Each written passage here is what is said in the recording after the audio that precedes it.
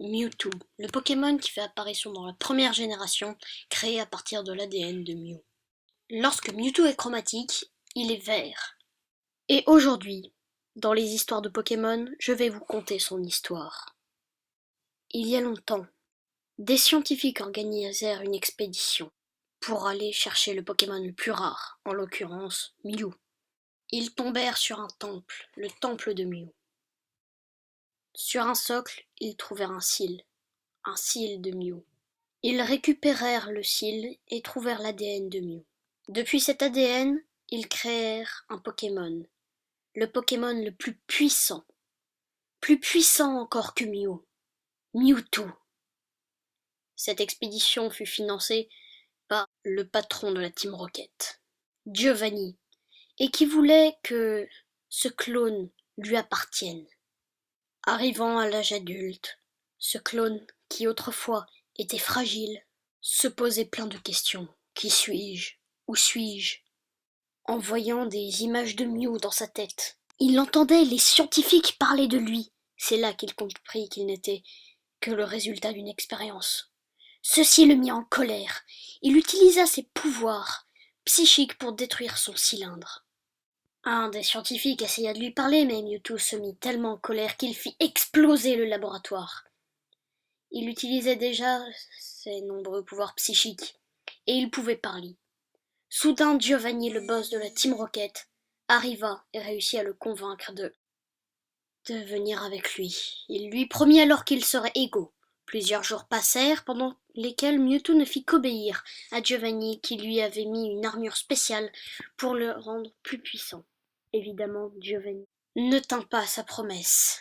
Il disait qu'un humain et un Pokémon ne pouvaient pas être égaux. Mewtwo se sauva en détruisant la base de la Team Rocket, mais Giovanni survécut. Mewtwo se débarrassa de son armure et prépara un plan pour devenir maître du monde et anéantir les humains. Pour cela, il fit perdre la mémoire à une infirmière, Joël, qui l'enleva et fit son assistante. Il avait plusieurs Pokémon sous ses ordres. Il espionna des dresseurs et regroupa les meilleurs pour les combattre. Il voulait cloner leurs Pokémon et devenir le plus grand dresseur du monde. Mewtwo créa un ouragan et seul Sacha, 3 autres dresseurs, et Jesse, James et Meowth, déguisés en vikings, se rendirent dans l'arène au milieu de la mer. Ils furent accueillis par l'infirmière Joël qui était inconsciente de ce qu'elle faisait. Elle les conduisit à l'intérieur et leur demanda de sortir leurs Pokémon. Mewtwo arriva et leur révéla ses plans. Il commença à capturer les Pokémon des dresseurs en envoyant des clone balls. Il créa des clones de tous les Pokémon, mais Sacha revint avec les originaux. Les clones se mirent à attaquer les Pokémon véritables. L'arrivée de Mew déclencha en Mewtwo une envie de prouver sa surpuissance. Seul Pikachu, qui refusait d'attaquer son clone, le vrai et le faux Meowth, ne se combattirent pas. Sacha ne pouvait supporter cet horrible spectacle. Il s'élança entre Mewtwo et Mew pour qu'ils s'arrêtent, mais leur puissance transforma Sacha en statue. Mewtwo ne comprenait pas pourquoi il avait fait ça.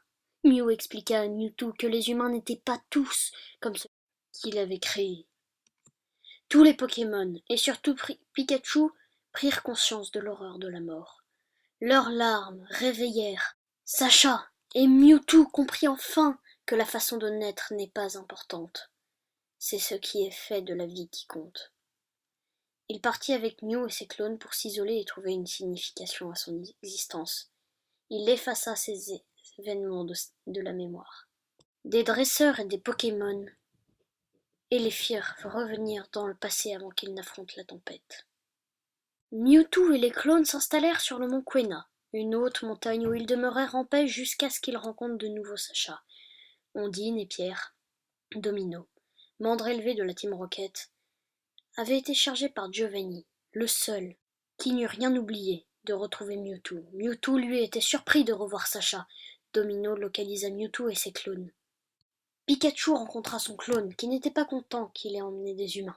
Le clone l'attaqua, mais Mewtwo l'arrêta. Giovanni arriva en attaquant tous les clones, pour qu'ils arrêtent. Mewtwo dut se mettre sous ses ordres. Il entra dans une bulle d'énergie où il perdait toutes ses forces. Il était gravement blessé et la machine était presque indestructible. En combinant leurs forces, les 2 Pikachu réussirent à la détruire, mais Mewtwo avait perdu presque toute son énergie. Sacha dut vite emmener Mewtwo à une source guérisseuse qui lui redonna toute son énergie. Il en sortit et téléporta l'endroit sur une autre montagne plus sûre en laissant la Team Rocket là-bas, sauf Jessie, James et Mew, qui ne lui voulaient pas de mal. Mewtwo leur dit qu'il allait de nouveau leur effacer la mémoire. Meowth s'avança et dit que c'était injuste. Il parlait pour eux et pour les enfants des clones qui voulaient aussi savoir qui ils étaient. Mewtwo décida d'effacer la mémoire, uniquement à ceux qui leur voulaient du mal. Maintenant, Mewtwo cherche encore une signification à sa vie, mais sa quête avance. Bien qu'il parle la même langue que les humains, il comprend bien ce que disent les autres Pokémon.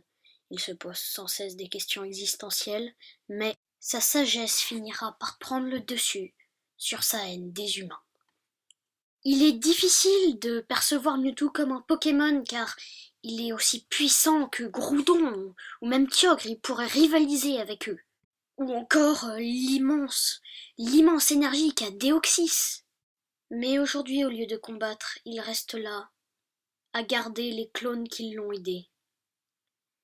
Il est devenu aussi pacifique que Mew. Et, aux yeux des clones, il restera à jamais un sauveur. Et aux yeux des humains et de Pokémon, un personnage aussi fascinant que surpuissant.